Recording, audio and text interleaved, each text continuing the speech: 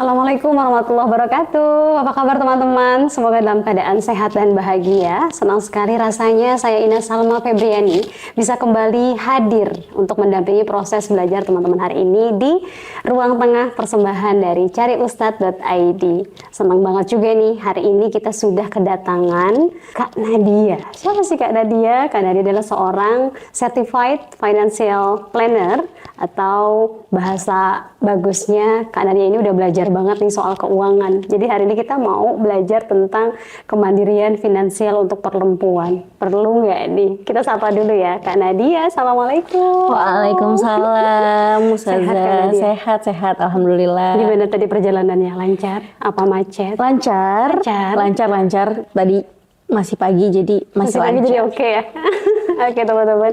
Nah, menarik ketika kita membahas soal kemandirian finansial perempuan. Tentunya di masyarakat kita ada tekanan sosial ya, Kak Nadia.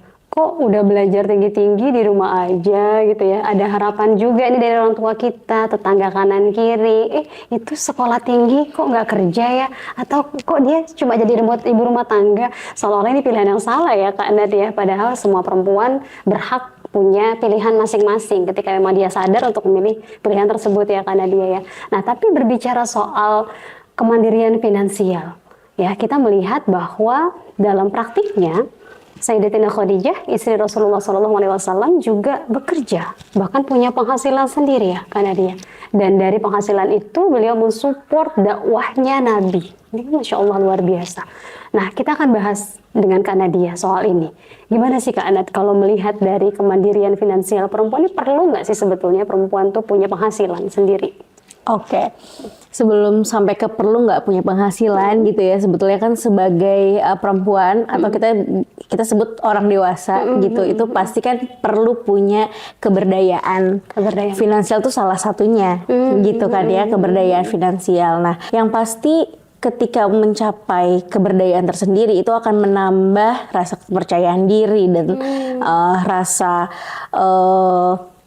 bisa terus berbuat seperti itu gitu. Nah, buat perempuan ketika bisa punya pilihan, ketika bisa menentukan yang mana yang langkah akan diambil, itu tuh menambah kepercayaan diri dan itu menambah nilai juga bagi perempuannya. Sehingga finansial itu kan supporting.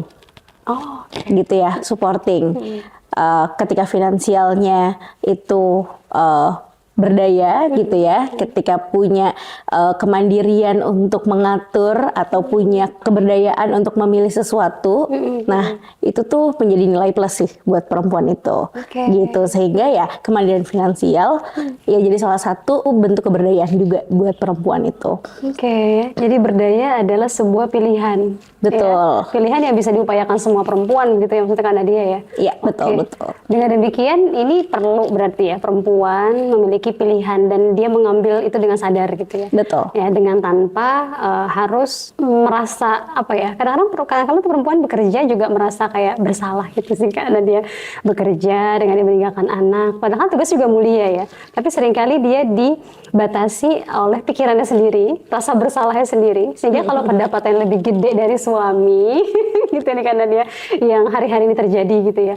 Mungkin merasa saya tetap boleh kerja nggak sih, sementara konsep nafkah dalam Islam kita tahu kan ditanggung oleh suami. Gimana tuh Kak Nadia kita melihat itu?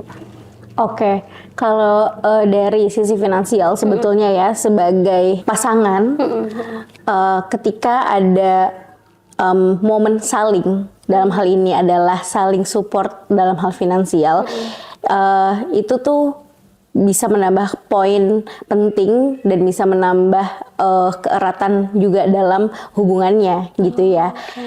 Baik dari perempuan dan laki-laki yang pasangan gitu ya.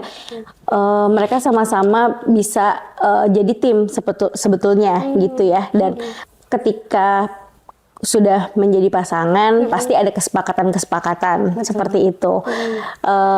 Nah, dalam hal keuangan sendiri gitu ya, kalau di perencanaan keuangan bahkan peran-perannya tuh juga bisa dibagi sih, gitu. Ketika memang si perempuannya juga punya pendapatan dan pasangannya juga punya pendapatan gitu. Itu bisa dibagi karena dalam keuangan sendiri, apalagi dalam keuangan keluarga, itu tuh ada pos-posnya juga pasti atau tujuan-tujuan keuangan yang sama ingin dicapai dalam keluarga gitu. Nah, ketika sama-sama juga punya keberdayaan finansial, nah masing-masing bisa berbagi peran lah di situ sehingga sama-sama nih berjalan bersamaan untuk mencapai tujuan keuangannya tersebut dan perlu dikomunikasikan supaya tadi kan tidak ada rasa kok seperti ini atau seperti itu gitu sih. Betul ya.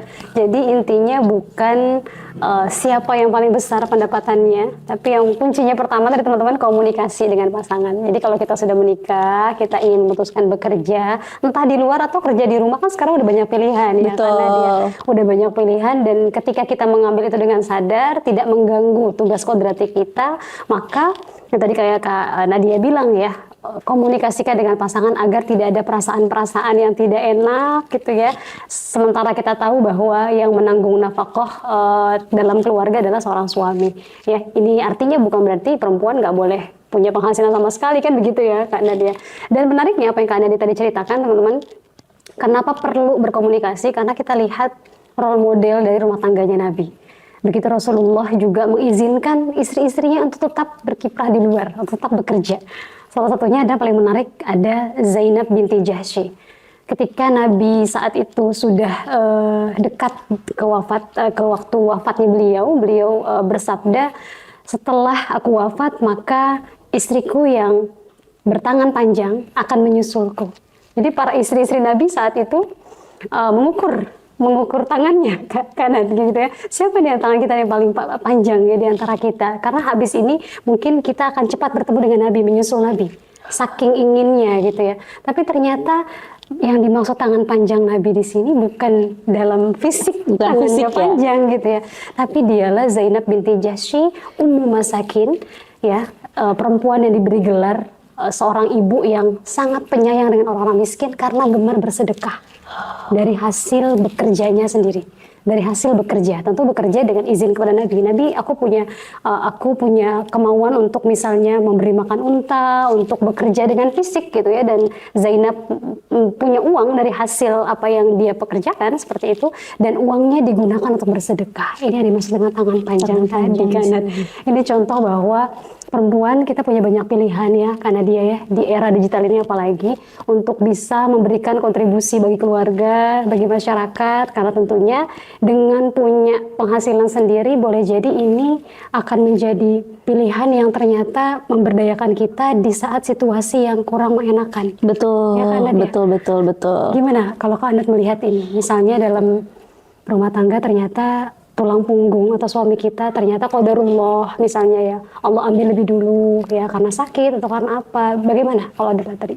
Ya, jadi kalau dalam prinsip perencanaan keuangan gitu ya, kalau dalam keluarga itu sebetulnya kan memang ada satu sebagai tulang punggung atau penanggung jawab utama gitu ya, itu tuh perlu juga diberi proteksi gitu. Nah, proteksinya salah satunya ya kalau zaman sekarang ya banyak gitu ya, instrumen-instrumennya ya, ada asuransi, ada dana darurat yang juga dipersiapkan, lalu juga keberdayaan dari tim dalam keluarga tersebut gitu ya, dalam hal ini istri gitu ya, yang juga ketika memang memiliki kemampuan, memiliki potensi dan juga diizinkan oleh suaminya gitu. Nah, itu juga bisa jadi salah satu cadangan gitu ya, atau salah satu penopang dalam keluarga tersebut ketika terjadi sesuatu yang mungkin tidak diinginkan gitu.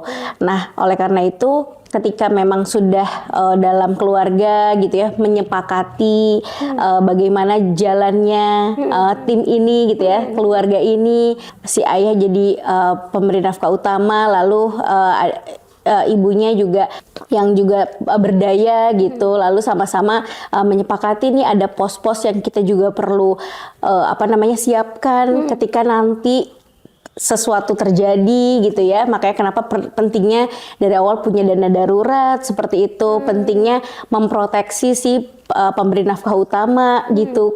Sehingga ketika ada satu pilar gitu ya, atau pemberi nafkah utamanya ada musibah dan segala macam, kondisi keluarganya juga bisa tetap stabil seperti itu. Oke, penting banget ya. Berarti ada kerjasama kolektif antara istri, suami, dan mungkin anak-anak kita bisa diajar literasi keuangan juga ya. Betul, Mbak Nadia, betul, agar mereka betul. tidak boros ya, agar tidak terlalu konsumtif gitu ya, agar orang tuanya juga bisa tenang gitu ya. Dan kuncinya dari pembicaraan kita hari ini adalah kita boleh merencanakan keuangan kita, tetapi tetap dengan tawakal ya Kak Nadia, karena ya Allah sebaik-baiknya pemberi rezeki buat kita. Insightful banget sesi pagi hari ini teman-teman bareng Kak Nadia. Semoga ini bermanfaat bukan hanya buat saya dan Kak Nadia, tapi juga teman-teman yang menyimak hari ini. Terima kasih teman-teman. Dan ini adalah kajian kita yang sangat menarik dari cariustad.id, dan teman-teman jangan lupa untuk menyaksikan semua atau tayangan-tayangan berikutnya yang kita hadirkan di Ruang Tengah. Cari Ustadz adalah platform yang menghadirkan ustadz dan ustazah yang ramah dan kompeten di bidangnya, dan setiap kajian di Cari Ustadz kita tidak hanya berbicara dalam konteks agama, tapi kita juga akan mengundang para expert di bidangnya seperti Kak Nadia salah satunya. Terima kasih teman-teman, saya pamit undur diri, saya Nasma Febriani, wassalamualaikum warahmatullahi wabarakatuh.